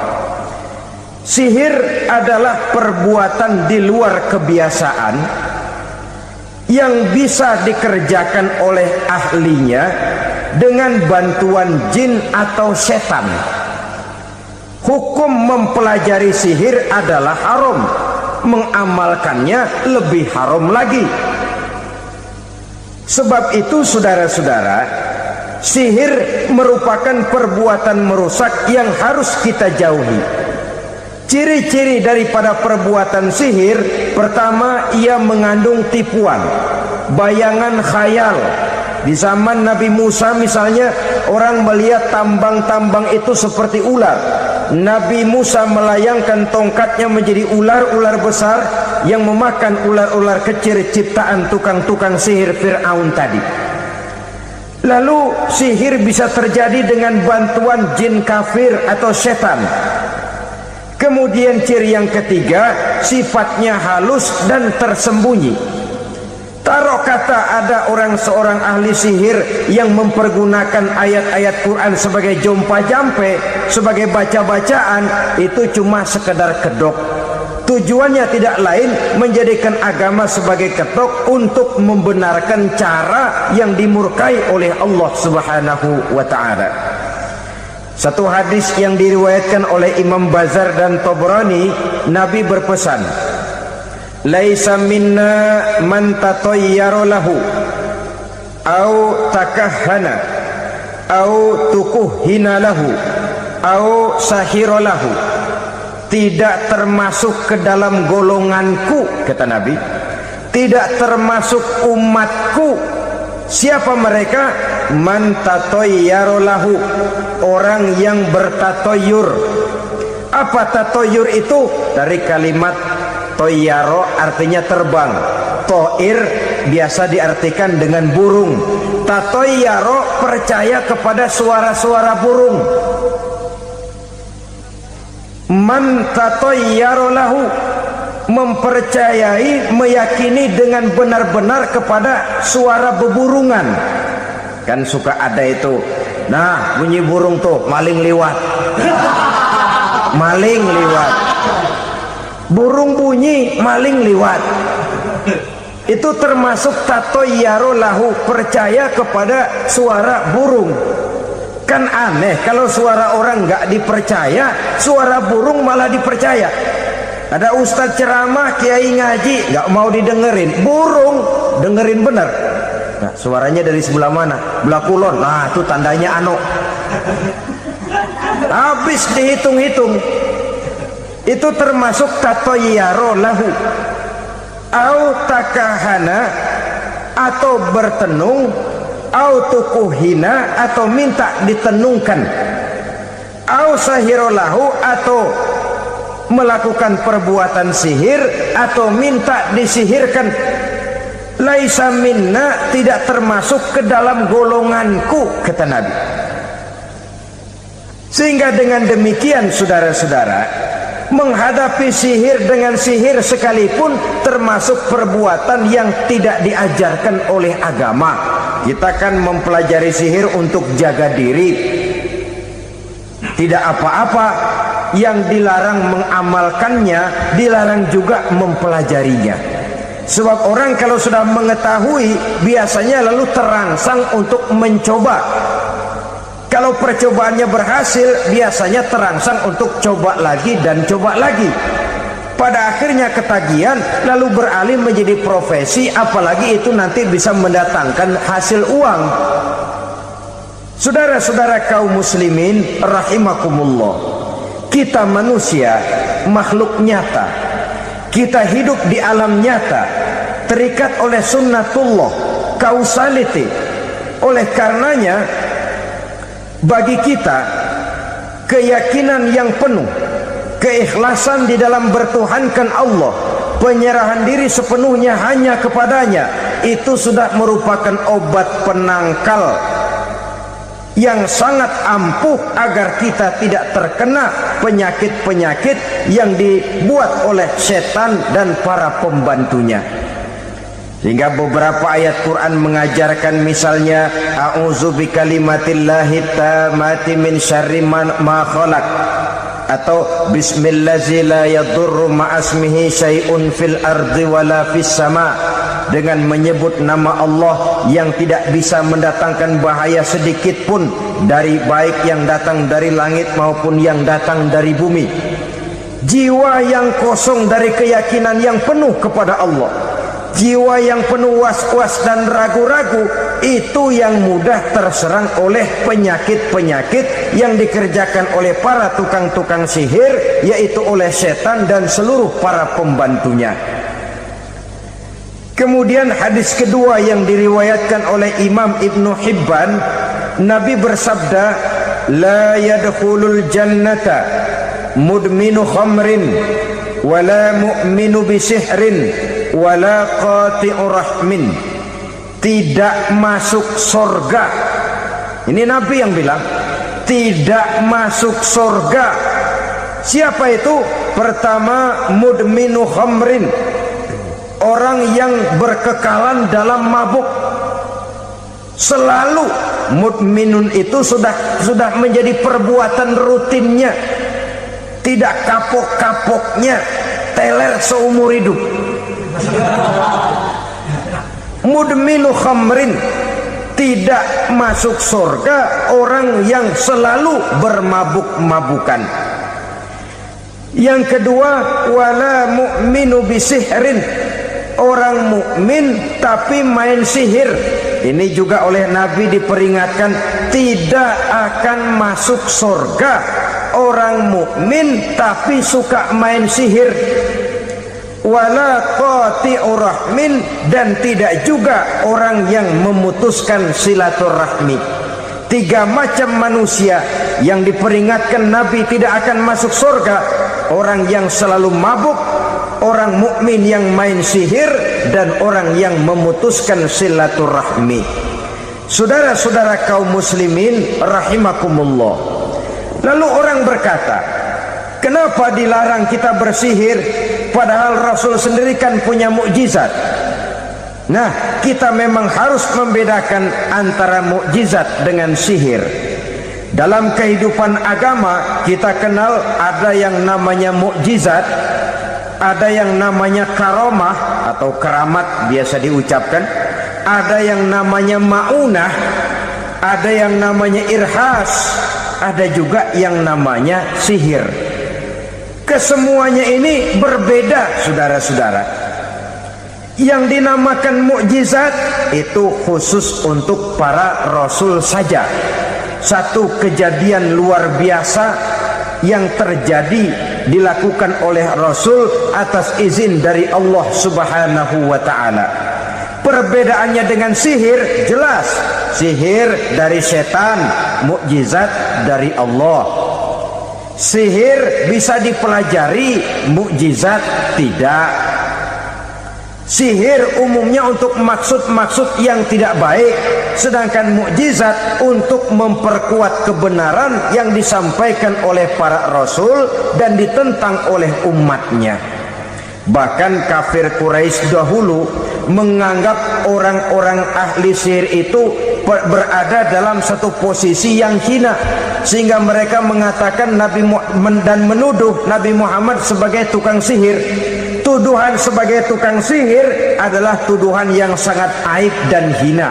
Di tengah masyarakat kufar jahiliyah, kedudukan tukang sihir dipandang sebagai kedudukan yang hina, sehingga mereka mengejek Nabi dengan sebutan tukang sihir. Jadi mukjizat hanya untuk Rasul saja. Kemudian karomah. Karomah ini asal kata dari karoma, kehormatan, kemuliaan yang diberikan Allah kepada hamba-hambanya yang rajin mendekatkan diri kepadanya.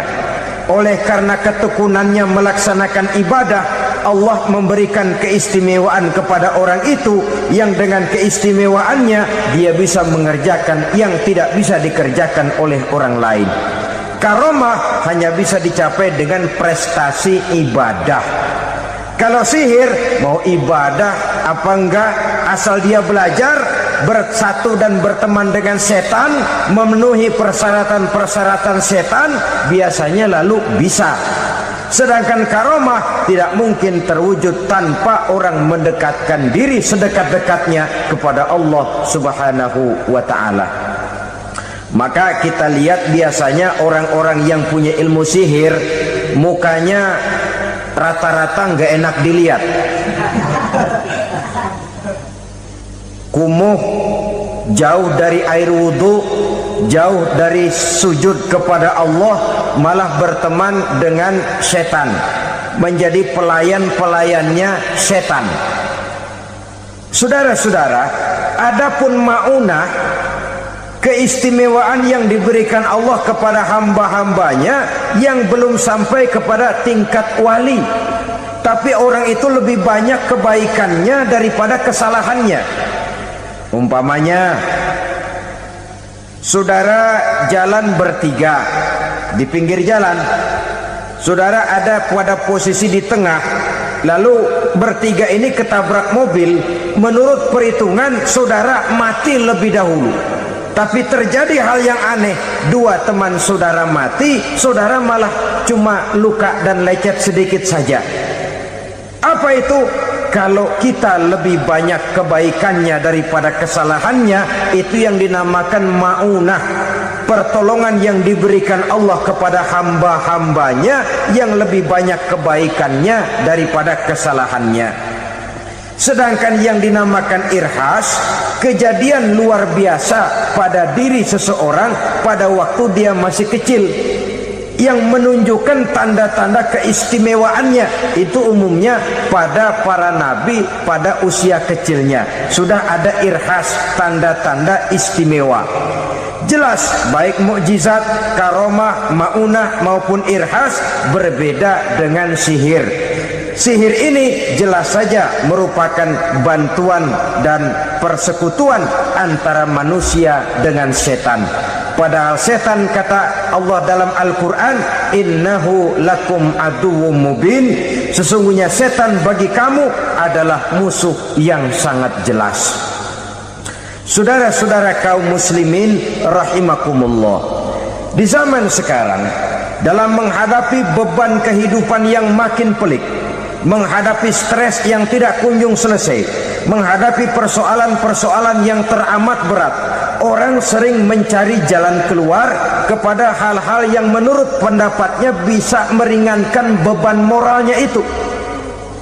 Pergilah dia mencari sesuatu yang dapat meringankan bebannya. Dan tidak jarang yang jatuh ke pangkuan tukang-tukang tenung, ke pangkuan tukang-tukang sihir, yang mereka itu oleh Quran dijelaskan kadzabal munajjimun walau sodaku. Tukang-tukang tenung, tukang-tukang sihir, mereka itu bohong walaupun benar. Maksudnya bohong walaupun benar, artinya kalau yang mereka kerjakan benar, itu sih kebenaran. Benar dengan kebenaran itu lain. Kebenaran, kebetulan bisa, tapi tidak untuk selalu. Apalagi kalau itu sudah membahayakan kehidupan orang lain. Jadi oleh karena itu Nabi berpesan, jauhilah daripada sihir. Kalau sudah jauhilah dari sihir, artinya ya jauhilah daripada mempelajarinya, jauhilah daripada bergaul dengan orang-orang yang ahli di bidang itu, karena dari pergaulan segalanya bisa menular. Baiklah saudara, ini yang kedua. Yang ketiga pesan Nabi, wa qatlan nafsil lati harramallahu illa bil haqq, membunuh orang lain dengan cara yang tidak benar, membunuh orang yang diharamkan oleh Allah Subhanahu wa taala untuk melakukannya kecuali dengan alasan yang benar. Kita tahu Islam adalah agama damai, sesuai dengan namanya. Ia tidak dikembangkan dengan pedang dan kekerasan. Ia dikembangkan dengan keteladanan dan tuntunan moral. Oleh karena Islam bukan agama kekerasan, Islam pun tidak mementingkan dan mengajarkan kekerasan kecuali dengan alasan yang benar dan bisa dipertanggungjawabkan. Membunuh dengan sengaja, menghilangkan nyawa orang lain tanpa alasan yang bisa dibenarkan adalah merupakan dosa besar dan satu di antara 7 perkara yang bisa mendatangkan kerusakan dalam kehidupan dan yang hendaknya harus kita jauhi. Saudara-saudara kaum muslimin rahimakumullah, beberapa waktu yang lalu di sebuah kota kecil yang indah bernama New Auckland. Saudara tahu New Auckland? Itu dari Gunung Kidul masih ngidul lagi. Pernah diadakan satu seminar yang membicarakan bagaimana menyelamatkan masyarakat manusia dari bahaya Perang Dunia Ketiga. Diperkirakan kalau terjadi Perang Dunia Ketiga, manusia tidak akan tersisa. Sebab apa? Pada waktu itu cadangan nuklir yang dimiliki oleh bersama Amerika dan Rusia konon sudah sanggup memusnahkan 6 miliar manusia pada saat jumlah manusia baru 5 miliar. Jadi kelebihan nuklir dunia ini. Kalau terjadi perang dunia ketiga, sulit manusia untuk tersisa. Maka dibahaslah di dalam seminar itu, wah, supaya tidak terjadi perang dunia ketiga, maka perlombaan membuat senjata-senjata canggih, alat-alat pembunuh modern harus segera dibatasi. Dibahas, tidak mungkin kita membatasi perlombaan membuat senjata. Kenapa? Makin maju ilmu dan teknologi, makin canggih senjata yang ditemukan. Atom sudah meningkat menjadi nuklir, nuklir sudah meningkat menjadi neutron, dan kita tahu bom yang bernama neutron ini bom yang cukup membunuh tanpa perlu merusak. Artinya kalau dia diledakkan di kota kita ini, bangunan utuh, jembatan tidak ambruk, rumah-rumah tetap berdiri, tapi semua yang bernama hidup mati. Itu katanya lebih sopan dari bom atom. Sebab kalau si atom ini sudah membunuh, merusak pula. Neutron cukup membunuh saja tanpa perlu merusak. Jadi majunya senjata-senjata teknologi sebagai akibat yang logis dari kemajuan ilmu pengetahuan ini tidak bisa kita batasi. Dan memang sebenarnya yang bahaya bukan senjatanya, tapi manusia yang mengendalikan senjata itu. Mereka kembali kepada prinsip the man behind the gun. Bukan senjatanya yang bahaya, tapi manusia yang mengendalikan senjata itu yang bahaya. Walaupun senjatanya modern, katakanlah model M16 umpamanya, kalau yang mengendalikannya orang beriman, insya Allah aman. Tapi biar megang cuma senapan angin, kalau yang megang orang brutal, ngeri kita deket-deket. Apalagi kalau memang bukan ahlinya menggunakan senjata, bisa ngeker kaki kena jidat.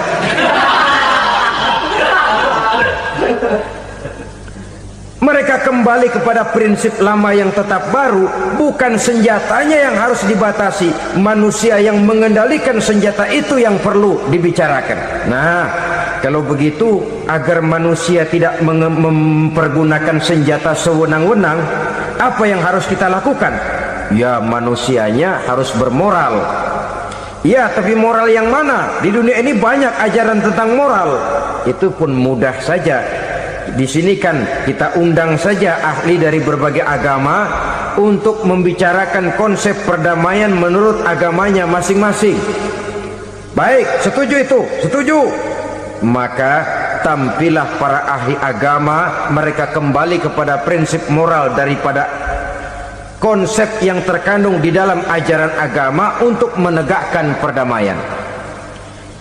Mula-mula naiklah ahli dari agama Hindu, dibacakan konsep perdamaian menurut ajaran agama Hindu, bahwa untuk damai manusia harus meninggalkan nafsu keduniaannya, menempuh samsara dan sebagainya untuk mencapai nirwana, menjauhi kemegahan dan kemewahan dunia.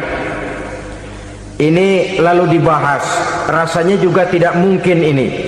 Kemudian dari agama Nasrani, bahwa untuk damai manusia harus menciptakan sifat kasih sayang. Kalau ditampar pipi kiri, berikan pipi yang kanan. Kalau diberikan selendang, berikan baju. Nanti orang kasihan, lalu dia tidak akan nampar lagi. Ketika ini dibahas, ternyata rasanya pun tidak mungkin bisa diterima. Karena apa? Di zaman sekarang orang ditampar pipi kiri, dikasih pipi kanan, bukan kasihan, gemes. Damai belum tentu, bonyok udah jelas.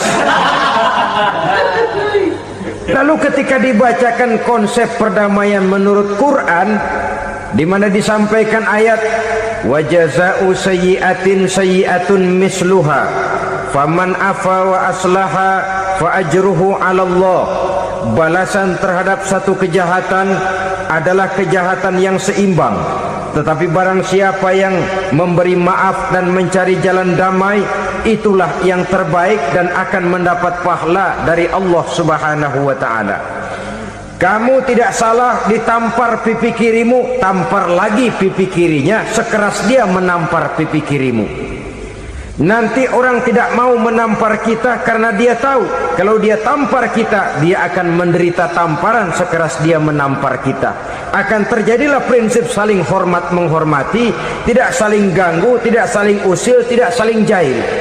Atas dasar ini perdamaian bisa ditegakkan. Mereka bisa menerima konsep ini, tapi kemudian seminar ditutup tanpa satu keputusan resmi. Kenapa? Terus terang mereka kagum dengan konsep Islam, tapi sentimen lama terhadap nilai-nilai Islam telah menutup mata mereka untuk menerima kebenaran dari ajaran Al-Quranul Karim. Saudara-saudara kaum muslimin rahimakumullah, kembali kita kepada persoalan pokok. Roh adalah dari Allah, dia akan kembali kepada Allah, milik mutlak dari Allah. Tidak pantas kita merampasnya dari orang lain. Tidak wajar kita menghilangkannya tanpa alasan yang dibenarkan oleh agama. Di zaman sekarang, akibat persaingan hidup yang makin tajam, lapangan kerja yang makin sulit, tensi ekonomi yang makin tinggi, atau karena nilai moral yang makin rendah, atau juga karena rapuhnya pegangan orang kepada agama, nyawa rasanya sudah sedemikian murahnya. Berbagai kasus membuat berdiri bulu roma kita. Ada mayit, ada manusia dipotong 6, dicincang macam kambing. Ada yang dipotong 5, ada yang dipotong 13, dikardusin, dibuang ke tempat sampah. Inna lillahi wa inna ilaihi raji'un. Gejala apa ini? Kanibalisme. Manusia sudah demikian sadisnya, manusia sudah sedemikian buasnya, sehingga sesama manusia diperlakukan seperti hewan. Padahal hewan sendiri belum pernah macan makan macan, bagaimanapun buasnya macan. Belum pernah serigala memakan serigala, bagaimanapun brutalnya serigala. Tetapi manusia makan manusia di zaman sekarang kadang jadi kenyataan dalam kehidupan kita. Kadang persoalannya remeh saja, soal uang 200 perak, pisau bicara, nyawa melayang. Soal rokok sebatang, celurit bicara, nyawa melayang. Soal-soal yang sama sekali tidak prinsip, begitu mudah kita menghilangkan nyawa orang lain. Padahal Nabi pernah memperingatkan, apabila dua orang muslim sudah berkelahi dan berbunuh-bunuhan, al-qatil wal maktul finnar, yang membunuh dan yang terbunuh dua-duanya neraka. Sahabat heran, ya Rasul, kalau yang terbunuh, kalau yang membunuh masuk neraka itu sih wajar, tapi yang terbunuh kenapa neraka juga? Beliau menjawab, dua-duanya sudah punya niat untuk saling membunuh. Niatnya itu yang diponten. Yang terbunuh cuman lagi apos aja, keduluan dia. Umpama tidak terbunuh, pasti dia yang akan membunuh. Oleh karenanya al-qatil wal maktul, yang membunuh dan yang dibunuh finnar, dua-duanya masuk ke dalam neraka. Islam menghormati kehidupan, tidak hanya terbatas kepada sesama muslim, orang-orang yang berlainan agama pun yang mau hidup berukun, damai, berdampingan dengan umat Islam, jiwa mereka, darah mereka dilindungi oleh nilai-nilai Islam yang disebut dengan kafir zimmi ini. Mengganggu mereka sama saja dengan mengganggu aku, kata Nabi. Jadi oleh karena itu, sayangilah sesama. Kehidupan adalah anugerah Allah, bukan wewenang kita untuk mencabutnya dari orang lain, bukan wewenang kita untuk merampas dan menghilangkannya dari orang lain. Apa yang tidak enak terjadi pada diri kita, begitu pula lah apabila terjadi pada diri orang lain. Sehingga Nabi mengatakan, la yu'minu ahadukum hatta yuhibba li akhihi ma yuhibbu li nafsihi. Belum dikatakan beriman seseorang kamu apabila dia belum mencintai saudaranya seperti ia mencintai dirinya sendiri. Apa yang enak dirasakan oleh orang lain, enak juga dirasakan oleh dia. Mengukur orang lain dengan diri sendiri.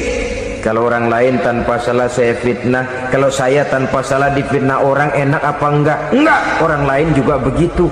Kalau orang lain tanpa salah saya tempeleng kepalanya, enak apa tidak? Tidak. Orang lain juga begitu. Yang tidak enak terjadi pada diri kita, tentu tidak enak juga kalau terjadi pada orang lain.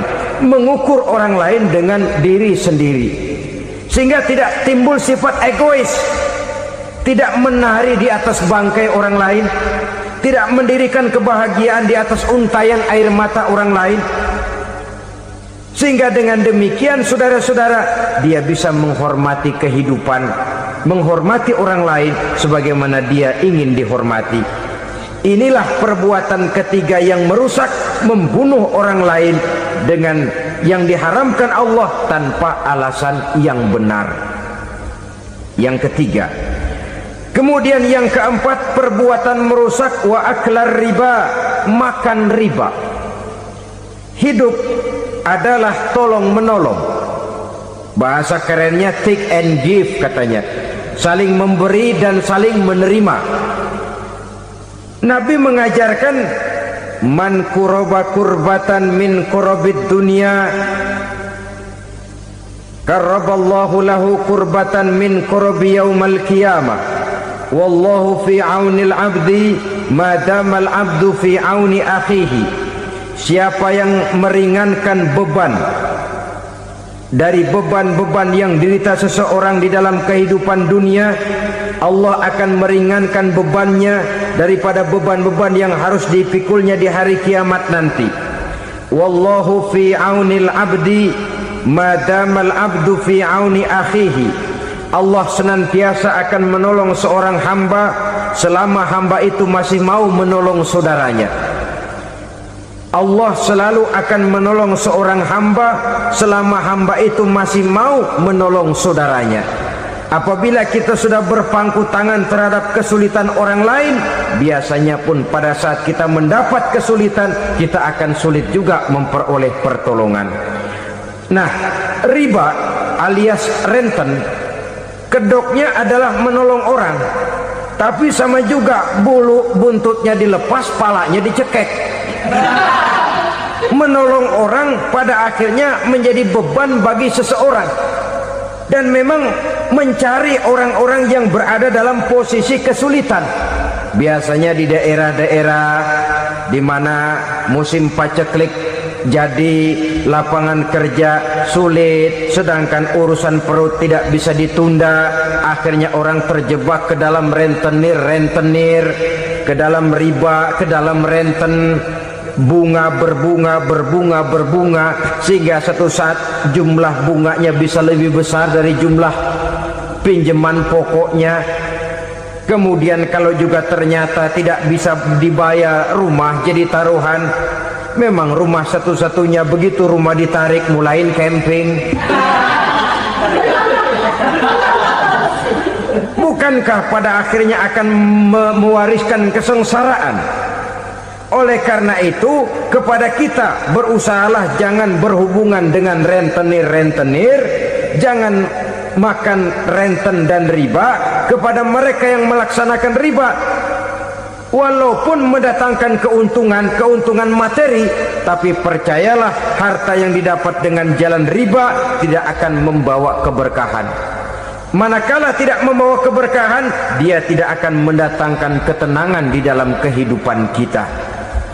Oleh karenanya, memakan harta riba termasuk perbuatan yang merusak sendi-sendi kehidupan sosial, merusak kehidupan orang lain, merusak kehidupan masyarakat, tetangga, pergaulan dan sebagainya. Yang kelima, wa akla malil yatim, memakan harta anak yatim dengan cara yang zalim. Nih, memang lezat. Anak yatim itu nggak tahu urusan apa-apa. Kita diamanahkan untuk mengurusinya. Kadang-kadang dibentuklah panitia penyantunan yatim piatu.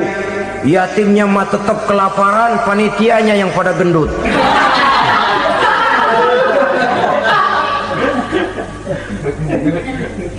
Padahal memakan harta anak yatim termasuk perbuatan dosa besar, dan menjantuni yatim merupakan perbuatan mulia. Nabi mengatakan, ana wa kafilul yatim kahataini yaumal qiyamah. Aku dan orang-orang yang menyantuni anak yatim seperti dua jari ini pada hari kiamat nanti. Dekat sekali. Jikalau ingin di hari akhir nanti dekat dengan Rasul, bersahabatlah dengan anak-anak yatim. Jadilah pengurus anak-anak yatim. Bangunlah panti-panti asuhan yatim. Pada saat bapak ibunya meninggal, kitalah yang menjadi orang tuanya. Bahkan sedemikian besar perhatian Islam terhadap anak-anak yatim ini, sehingga Quran memberikan peringatan, ara'aital ladzi yukadzibu biddin fadzalikal ladzi yad'ul yatim wa la yahuddu ala ta'amil miskin. Tahukah kamu siapa orang yang mendustakan agama, beragama tapi dianggap dusta, solatnya dusta, puasanya dusta karena agamanya sudah berdusta? Siapa mereka? Fazalikal ladzi yad'ul yatim, orang yang menyia-nyiakan anak yatim, wala yahuddu ala ta'amil miskin, dan tidak pernah memberi makan kepada orang-orang yang menderita kemiskinan. Menyia-nyiakan, meninggalkan anak yatim termasuk perbuatan yang divonis kita sebagai orang yang mendustakan agama. Saudara-saudara kaum muslimin rahimakumullah, maka sangat dicela mengeksploitir anak-anak yatim, menjadikan mereka sebagai kedok untuk mencari kekayaan pribadi. Tetapi jikalau ikhlas, ganjarannya sangat besar, nilai pahalanya sangat besar. Menyantuni yatim tidak hanya setahun sekali. Kalau Muharram pakai istilah lebaran yatim, dibentuklah panitia, diberilah beras, uang 45.000 rupiah, alhamdulillah. Tapi jangan lupa, si yatim tidak hidup cuma satu hari.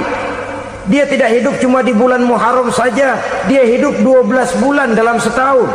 Sebagaimana anak-anak yang lain, dia juga berhak punya masa depan. Dia juga berhak menikmati bangku sekolah. Dia berhak mengenyam arti dan makna pendidikan. Dia berhak membekali diri dengan ilmu dan pengetahuan seperti halnya anak-anak yang lain.